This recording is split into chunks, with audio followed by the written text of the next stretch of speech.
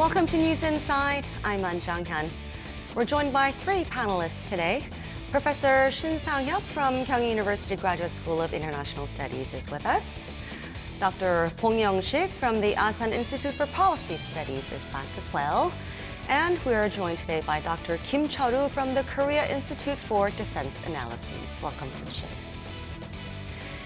There's a growing rift between Korea and China over Seoul's decision to deploy the U.S. missile defense system THAAD. The Chinese media have openly criticized the deployment plan, while Beijing is resorting to various means to pile up pressure on Korea. We'll look at some of the latest developments. For the first time since Beijing voiced strong opposition to Seoul's announcement on deploying the U.S. THAAD missile defense system, Korea's presidential office issued an official statement. It was in response to claims by Chinese media that Pyongyang conducted a recent ballistic missile test in light of the deployment decision.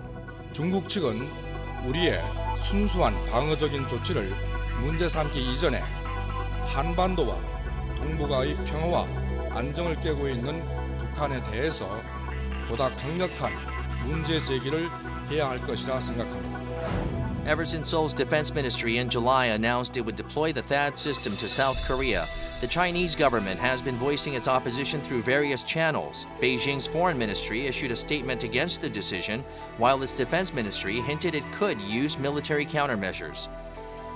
关于美韩宣布决定在韩国部署萨德反导系统这个问题，我们已经表明了我们的立场。我们要求美韩双方立即停止萨德反导系统部署进程。 In the midst of this, opposition lawmakers visited China to attend a Peking University symposium. Although for an academic event, some voiced their concerns, saying it was inappropriate given the current climate between the two countries. 충분히 준비했고요. 우리는 오직 지금 이제 냉각기에 빠져드는 한중 양국의 외교 관계에 조금이라도 도움이 되야 되고 합니다. 굴욕적인 중국 방문 계획을 즉각 철회하시기 바랍니다. Also earlier this week, Seoul once again conveyed its stance on THAAD deployment through a meeting between its ambassador to China, Kim Jang-soo, and China's special representative for Korean affairs, Woo Da-wei. As the two countries face a widening gulf in opinions, efforts to find mutually beneficial solutions will continue to be made. So the cold shoulder Seoul's been getting from Beijing lately is believed to be in retaliation for the THAAD deployment decision. Would you agree? We have to wait and see. What I want to emphasize is that there have been a series of changes in Chinese policy toward Korea. And then we get the question, then why Chinese government changes policy? We can get the answer to the question which you raised. But we have to wait and see a little bit more to say that the Chinese retaliation is related to the deployment of THAAD in Korean Peninsula. What do you think, Dr. Kim? I'd rather use the more indirect wording for that. I'd like to describe it as premeditated objections using the indirect strategic pressure. We didn't do anything harmful actions toward China. They have no justification to retaliate. We have done nothing at this moment, just decided to defend our country. The fundamental issue is how to counter North Korea's evolving and dangerously provocative nuclear and missile threats. That's the point. So their Chinese stance is a little bit awkward to accept. That's my understanding. Dr. Bong, I'd like to hear your thoughts. Well, the Chinese government has not been caught red-handed. So I agree with the Professor Shin that it is premature for South Korean government and its people to reach the conclusion that the Chinese are coming to get us. But if it's a true retaliation orchestrated by the Chinese government, then our overreactive attitude to the retaliation does not help the situation at all. So retaliation or not, we have to control our response to the changing circumstances. Well, some examples being cited are the new difficulties Korean businessmen now face in obtaining commercial visas to China, as well as sudden cancellations of Hallyu-related events in China. Are these about THAAD too? Well, yes, I think so. Chinese government revoked the license of a key Chinese visa agency in Korea. Because of that, yes, it could be harder for Koreans to get the long-term business or exchange, entry visas. Yes, the exchange purpose, the multiple purpose, the visas. But they do not close they do not stop issuing the visa to the Koreans. So this is the fact. And how about the cancellation of the Hallyu-related events? Those kind of the changes were expected before the announcement of THAAD deployment in Korea. The beginnings of those kind of the changes started before the decision, South Korea's decision to deploy THAAD in Korean Peninsula. But the timing is very, very curious because why the Chinese government implemented this kind of the decision just after the announcement of THAAD deployment in Korea. So considering this kind of the situation, new situation or environments happening in China, definitely we cannot deny that these changes happening in China related to the deployment of THAAD. But as I said before, we have to wait and see a little bit more.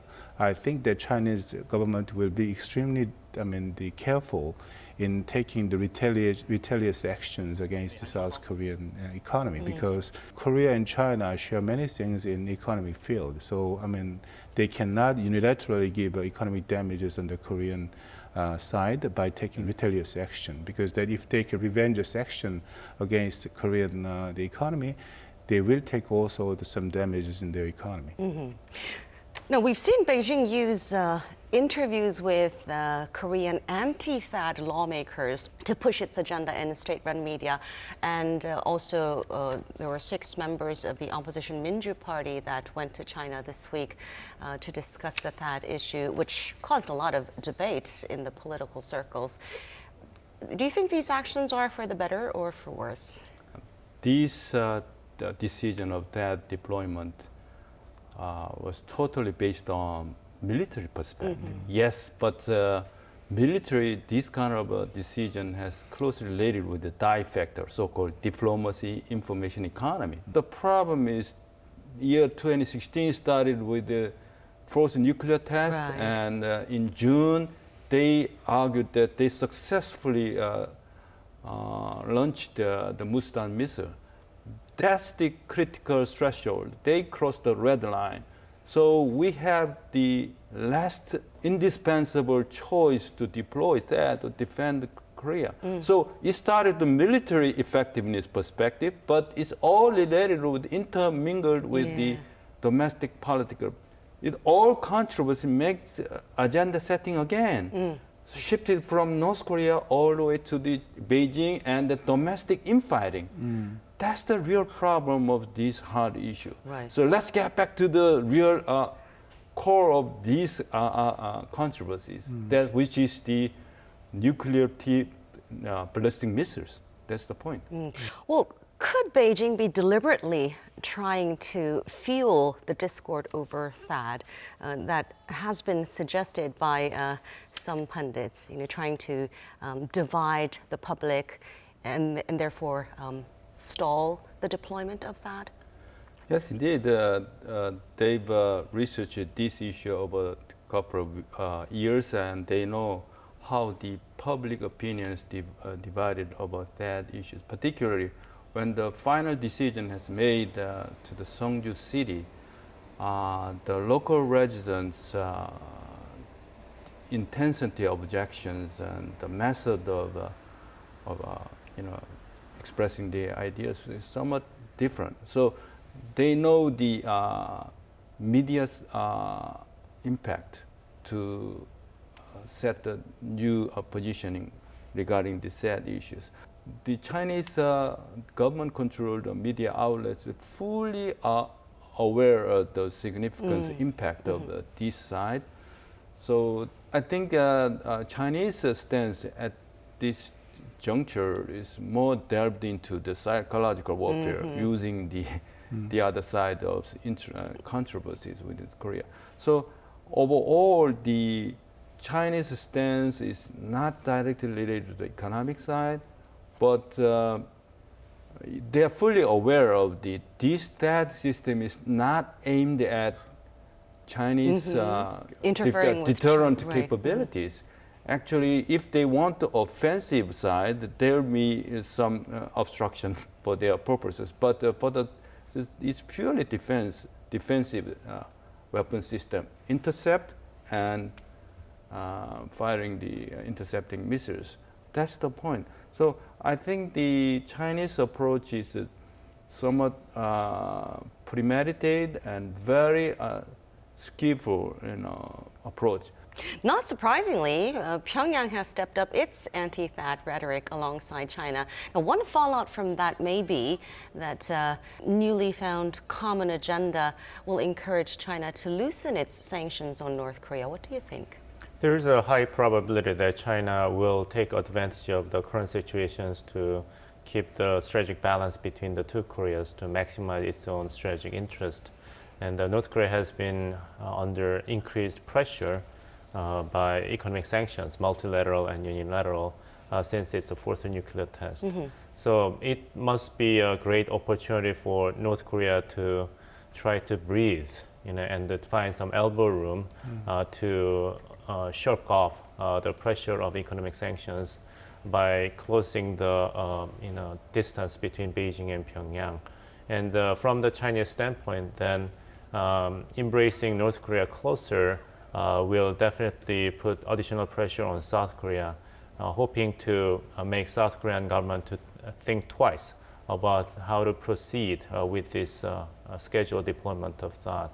So North Korea apparently wasted no time to jump onto the bandwagon with China in criticizing the Park Geun-hye administration for this decision, describing her the biggest disaster for the national interest, and describing her like ice queen, making a lot of vitriolic remark.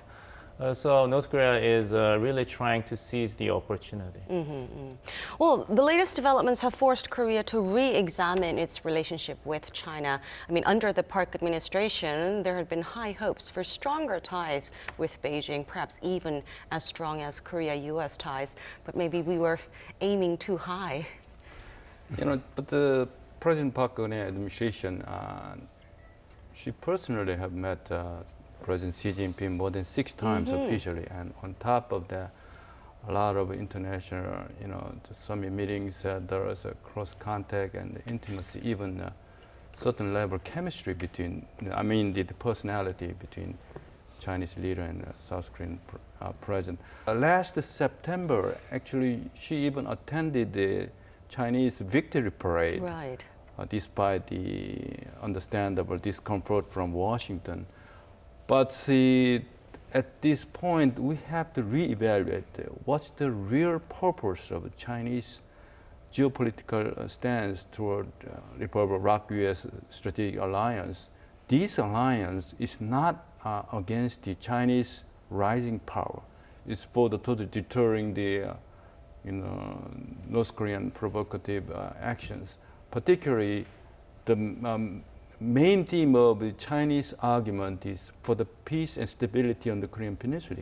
Who broke the peace and stability in this peninsula? And who stood by while North Korea broke the peace? What I'm saying is, at this point, China and Korea is intermingled, even ingrained in everyday lives. Last year, more than 10 million, human exchanges, more than $227 billion among those two countries. We should be strategic cooperative partnership. That's the cooperative partnership to move ahead for the prosperity and the security for this region. Well, Professor Shin, as you mentioned, we'll have to wait and see what further actions China takes. But in the meantime, some people have raised concerns about this turning into an emotionally charged dispute, a tit-for-tat kind of thing, rather than a process of diplomacy. Would you agree? I don't think so. Well, what we have done so far, particularly from the government side, I think the government has been very careful in responding for Chinese, the situation happening right now. So as I said before, we are wait and see. So I think the Korean government is really concerned about further actions which could be taken by the Chinese government. But personally, I think the Chinese retaliation options available is not, is very limited. What I mean is, as we discussed so far, the cancellation of highly related events, closure of the issuance of the business visas or long-term exchange purpose visas, multiple entry visas. Well, those things are not, we cannot understood as a kind of the retaliation action against for the Korean this decision to start the deployment in the Korean Peninsula. So we cannot say that the Korean government has not yet take some official measures toward the Chinese the policy changes. So we have to wait and see. But say again, considering the limit of the available options, retaliation, the options for Chinese government, I think we should wait more, and then I think I want to give a good score on the Korean government actions taken by so far, because that the government just emphasized the fact, the importance of the fact and the principles in the relationship between two countries. Well, Korea, in the meantime, needs to be clear about its stance on THAAD deployment. How do we go about this? We should be very strategic to move ahead with the THAAD deployment. North Korean nuclear issue is very critical thing, particularly Kim Jong-un regime's misjudgment or miscalculation, misperception regarding the South Korea's defensive measures. That will be catastrophic for the security of the Korea. So we should approach this issue. Yes, we have to consider China factor, but it must be based on fact rather than perception better. The fact is that fact of these controversies is North Korea's provocative actions. It has been materialized in terms of ballistic missiles. More than 30 missiles have already fired. They even argued that they could wage a preemptive surprise attack with a nuclear-tipped missile. So particularly June 22nd Musudan success, with high angle or 400 kilometers, that's the typical justification we can argue. Look at that clear example. We are talking about clear and present danger. We are not talking about future threats.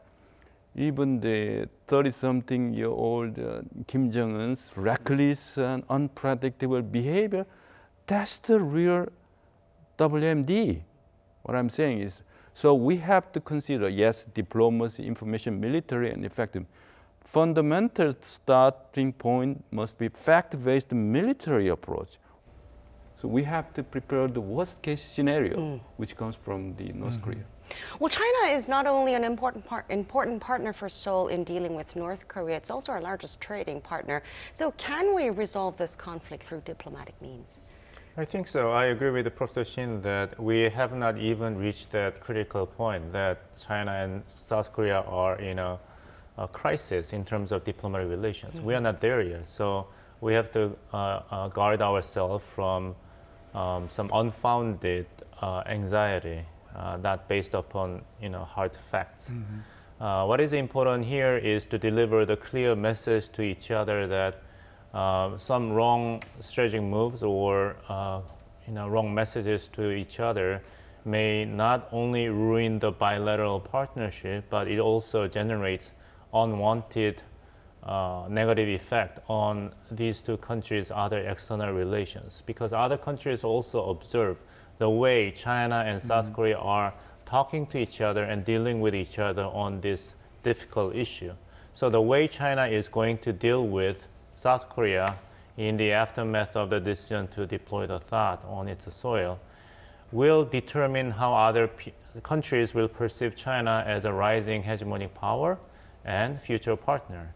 And it is very interesting time for Chinese government to decide, which used to maintain that, listen, we want to do business and enlarge our prosperity. Let's keep economy hot. But given the many difficult and complicated reality, we have to wait and keep the political partnership cool. That used to be China's main approach to South Korea. Keep politics cool, keep economy hot. But these days, it seems like China has reversed that formula toward the Korean Peninsula, that you deploy the THAAD, which is a political and strategic matter. Let's keep it hot. We're going to just go after you because of this. And it's cooling down the economic partnership. So Chinese government has to decide where it stands in terms of cultivating political and economic partnerships with South Korea. Well, one of the greatest uncertainties following the THAAD deployment decision was the possibility of economic retaliation by China. Adding to this unease is Washington's recent move to slap anti-dumping duties on Korean steel products, spelling more trouble for the economy. A fan meet and greet scheduled to take place in China for a popular Korean TV drama airing simultaneously in both countries was recently canceled without prior warning. K-pop girl group What's Up also received unilateral notification that its concert in China would be canceled, raising concerns about Beijing using Hallyu to retaliate against Korea. On top of this, China's State Administration of Press, Publication, Radio, Film, and Television also strengthened its restrictions on foreign content last month to protect its local market, stirring up more worries among Korean entertainment companies. Firms targeting the Chinese market did see a rapid fall in share prices over the past month after the THAAD announcement. A popular cosmetics manufacturer also saw its share prices slide. With China accounting for roughly a quarter of Korea's exports, retaliatory measures from Beijing on the economic front are of significant concern. In addition to this, movements toward protectionism also appear to be gaining traction in the U.S. The country's Department of Commerce late last week announced it would levy heavy anti-dumping and anti-subsidy duties against hot-rolled steel plate products from Korean steelmakers POSCO and Hyundai Steel. This has triggered reactions from within the industry to file a petition with the World Trade Organization. What has companies worried is that protectionist measures may be on the rise worldwide, especially among major economies. A recent report shows Korea faces 179 cases of trade sanctions from 31 countries. According to Korea International Trade Association, the companies most heavily affected are steel and metal producers, as well as those in the chemical sector, mainly facing anti-dumping duties against their products. Facing trouble from the world's two largest economies, Korea is set for an uphill battle, which is why it will be in need of smart solutions. Well, this THAAD rift between Seoul and Beijing will inevitably spill over to bilateral economic relations, no? Not yet, but we can expect China could take the retaliations actions in the economic relations between two countries. But before answering your question, I want to review the current economic relationship between two countries. As of the end of 2015, about 26% out of total Korean exports went to China. And considering the exports volume to the countries which have been very important trading partners with China, China is a very, very important trading partner for us. But Chinese retaliation options for the South Korea's decision to deploy THAAD in the Korean Peninsula is very limited because of two reasons. The first one is actually when you look at the value-added chain in the trade between two countries, China cannot avoid some damages in their trade if they take retaliation actions, against South Korean economy, because that most of the main items, exporting items of Korea to China are or have been the intermediate products. And Chinese industry have used the intermediate products made by Korean industries to make the final goods. They have exported large of the final goods to around the world. So if they give a damage on the Korean economy, that means that they will have difficulties in maintaining their exports toward many countries. So it will be very difficult for them to take a retaliation action in the relationship, economic relationship with Korea. The second one is actually, Chinese government has built good image as one of the member country of the WTO. And if they take the unilateral retaliation actions against Korean economy, that means that they will destroy their image which they have built so far. So because of these two reasons, I think Chinese government will reconsider to take the retaliation actions against Korean economy. So because of these two reasons, definitely Chinese government can give some negative impact on the Korean economy. They could take those kind of actions in the future, but I think it will not be easy for Chinese government to take these actions. These two things, contradictory things. Seoul also thinks it's unlikely that China will use overt methods of economic retaliation, but there are other tools, more subtle tools that they can use, like non-tariff trade barriers and stoking nationalism in China and fueling anti-Korean sentiment. And we're already seeing this take a toll on sectors like culture and tourism and entertainment here. Yes, the Chinese stance is a little bit sophisticated in terms of pressing South Korea's jittery about rising Chinese retaliatory actions.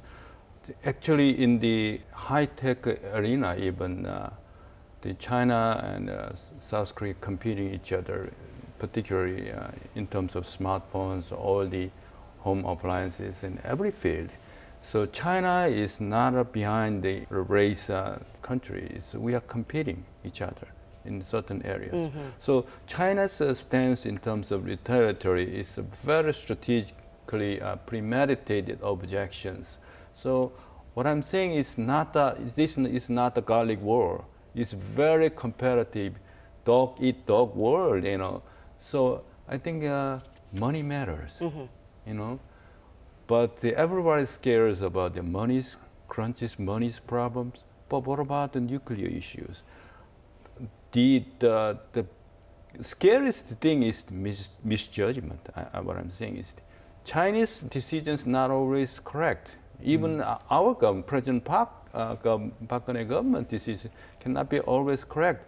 So we have to be strategically flexible in terms of cooperation, and sometimes it's opposition like THAAD issues. So it's not death or doomsday scenario. So we have to be more balanced. Well, making matters worse for the Korean economy, the U.S. has slapped Korean steelmakers with heavy anti-dumping and anti-subsidy duties. How big of an impact will this have? Well, there are two main the steel products produced by Korean the steelmakers. One is the hot rolled flats, and then cold rolled steels. Well, as last July, the U.S. Department of Commerce they imposed heavy duties on Korean cold rolled the steel. If I give you details, actually they imposed 65% anti-dumping and subsidy duties. Actually, the main Korean steelmakers were POSCO and Hyundai Steel. They imposed different duties on each company. The POSCO was slapped with 64.58% of duties, while Hyundai Steel was imposed by imposed with the 38.24% duties. So as a whole, definitely they imposed about the 60% the duties on the cold rolled the Korean steel products. But actually this was of less shock on the Korean economy because the cold rolled steel the products are the main exporting products Korean steel makers to USA. The main exporting items were hot rolled the steel flats. In fact, this time the USA government hits up to 61% anti-dumping and anti-subsidy duties on hot rolled steel flats produced by the Korean producers. The hot rolled steel flats are the main exporting items to USA. Considering the heavy duties on this item, definitely Korean steel workers will have huge damages in their business.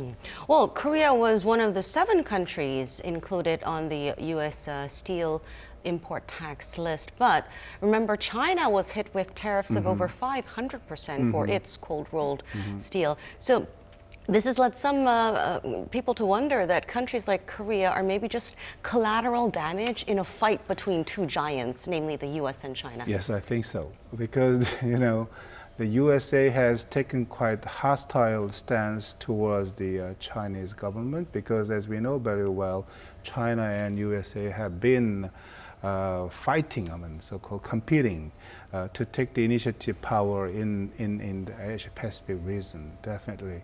So the USA government has taken quite the hostile measures in the economic the field. But there has been some criticism.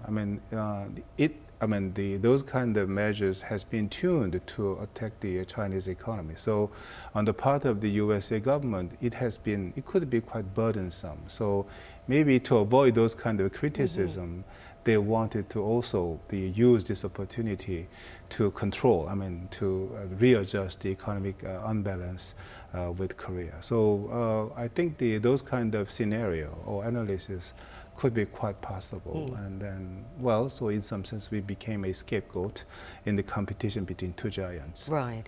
Well, Washington argues it's only protecting its steel makers from unfair prices caused by a global supply glut.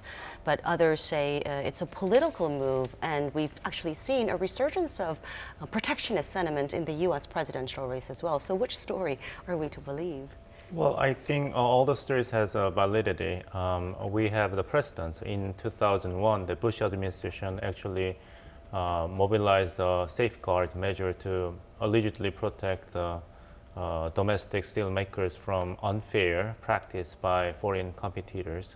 So there is always a political motivations to keep constituents and members of important industries satisfied with the government performance. And this is the year of presidential election, and Donald Trump, the candidate of the Republican Party, wasted no time when he declared his economic policy.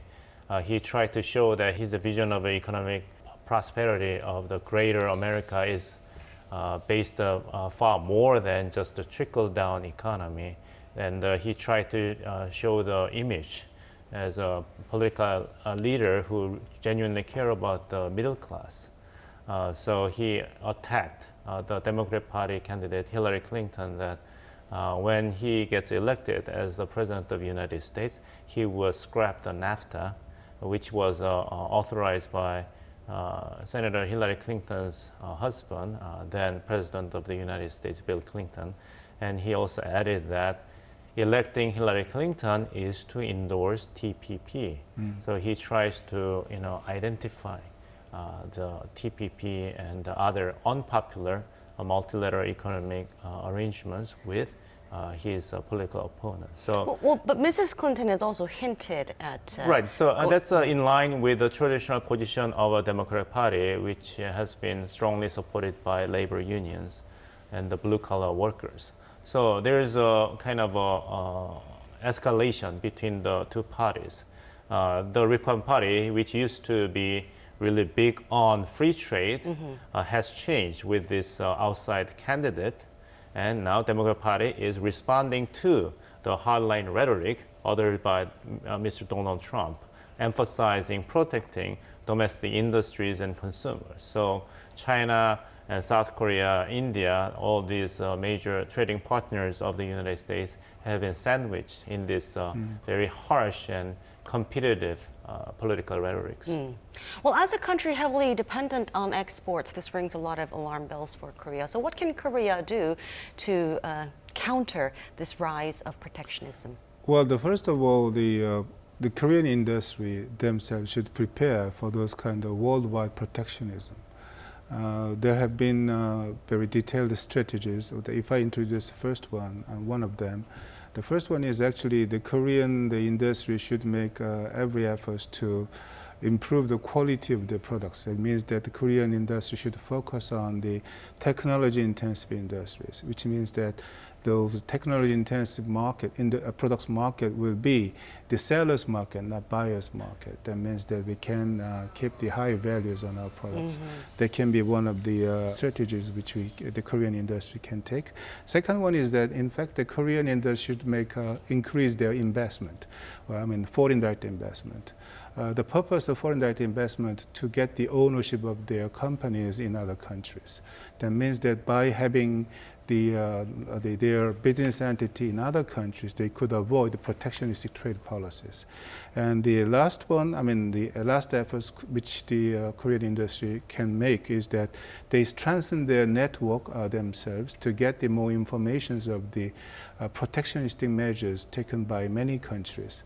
Well, in fact, about 70% Korean industries do not have the accurate information about the trade protectionistic measures taken by the many countries around the world. So by strengthening network among themselves to get the more accurate information about the trade policies, I mean protective trade policies, including major economies, they could avoid some damages caused by the protectionism. The second one is actually the efforts which government can make. That is that, as Dr. Bong pointed out, I mean TPP can be a good example. In fact, not only bilateral the FTA, but also multilateral economic blocs such as TPP could be a way to strengthen the dynamism in their trading activities. So the government should have to make every effort to expand and deepen the membership of those kind of multilateral trading blocs. Then when you combine those kind of efforts, definitely we could avoid or minimize the damages caused by the worldwide protectionism. Well, we have to wrap up our discussion. Any final thoughts you'd like to make? Well, I think the relationship between Korea and China, could be stepped up further, because at the moment the relationship faced big challenges. But we should be wise enough to seek for more efficient or more bright futures in the future. That means that I wish the Chinese government to make a right decision in their policy toward Korea. Dr. Kim? Deploying that does not mean a step toward a new Cold War. The strategic communication desperately we need, and even the military decision, we have to consider the other side, other aspects of that decision, which is diplomacy and information, and particularly economy. Dr. Bong. The wild card I see in the future of Chinese and Korean relations in the aftermath of the decision to deploy THAAD in South Korea is Chinese public, especially Chinese public empowered by the internet. So pent-up nationalism in China has been really critical to these two governments trying to maintain the overall comprehensive partnership that these internet netizens in China criticize the Hallyu stars of Korea, saying that please clarify your position on the South China Sea, or what's your position on the deployment of THAAD. These questions cannot be really answered by these entertainers. So how to manage this pent-up nationalist sentiment widely roaming around on the internet in China will be very critical to how to patch up the damaged bilateral partnership between the two countries in the near future. Well, thank you all three very much for sharing your thoughts with us today. And that's all for this edition of News Inside. Thanks for watching. We'll be back with more next week.